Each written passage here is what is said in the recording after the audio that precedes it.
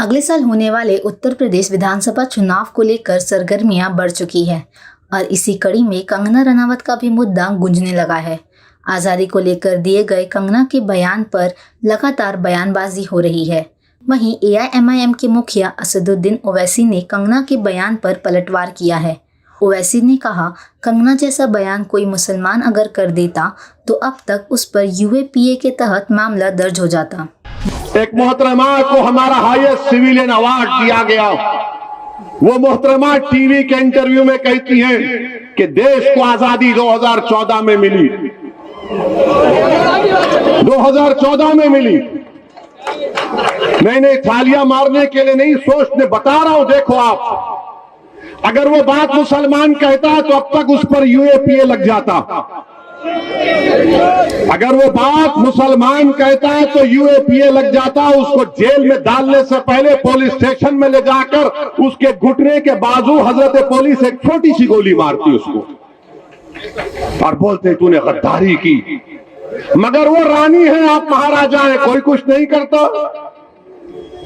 वो क्वीन है और आप कोई किंग है, आप कुछ नहीं करते। क्यों नहीं करते? ओवैसी ने ये भी कहा कि जब पाकिस्तान की मैच जीतने पर जश्न मनाने वाले के खिलाफ गद्दारी का मामला दर्ज हो सकता है तो कंगना के खिलाफ क्यों नहीं। अगर हमारे मुंह से अगर गलती से भी निकल जाता, किसी ने इंडिया पाकिस्तान के मैच में कुछ लिख दिया गलती से, तो बाबा ने कहा गद्दारी का इल्जाम लगा के जेल में भिजा दिया जाएगा। बोलो बाबा। मैं उत्तर प्रदेश के मुख्यमंत्री से पूछ रहा हूं, मैं देश के प्रधानमंत्री नरेंद्र मोदी से पूछ रहा हूं, क्या देश 47 में आजाद हुआ या 2014 में आजाद हुआ? बताओ। और अगर यह गलत है तो क्या देश के प्रधानमंत्री और उत्तर प्रदेश के मुख्यमंत्री गद्दारी का इल्जाम लगाएंगे सेडेशन का? क्या सेडेशन सिर्फ मुसलमानों के लिए? क्या सेडेशन सिर्फ नौजवान तालिब इल्म और तुलबा के लिए? क्या सेडेशन किसके लिए फिर? और फिर इससे बढ़कर बात यह कि यह संविधान के खिलाफ है। कैसे खिलाफ है? भारत के संविधान में एक फंडामेंटल राइट्स है, हुकूक है और एक ड्यूटीज है। नरेंद्र मोदी बार बार बोलते हैं ड्यूटीज, अपना ड्यूटी निभाओ। नरेंद्र मोदी जी, पार्लियामेंट में बल्कि संविधान में लिखा है कि इस बात को हमको तालीम दी जा रही है संविधान के जरिए कि हर भारत के रहने वाले के लिए, नागरिक के लिए जरूरी है कि वो मुजाहिदीन आजादी की इज्जत करें। डायरेक्टिव प्रिंसिपल्स में लिखा गया।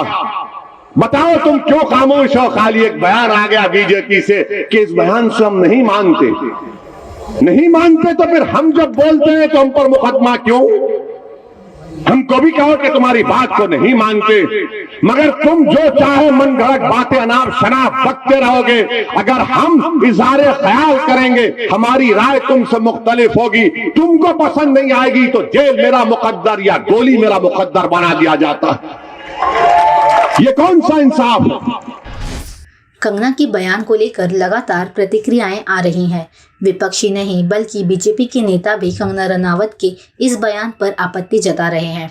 महाराष्ट्र बीजेपी के नेता चंद्रकांत पाटिल ने कहा है कि कंगना को कोई हक नहीं बनता कि वो हमारे स्वतंत्र सेनानियों को इस तरह से बदनाम करें। HW न्यूज़ के लिए प्रिया पांडे की रिपोर्ट।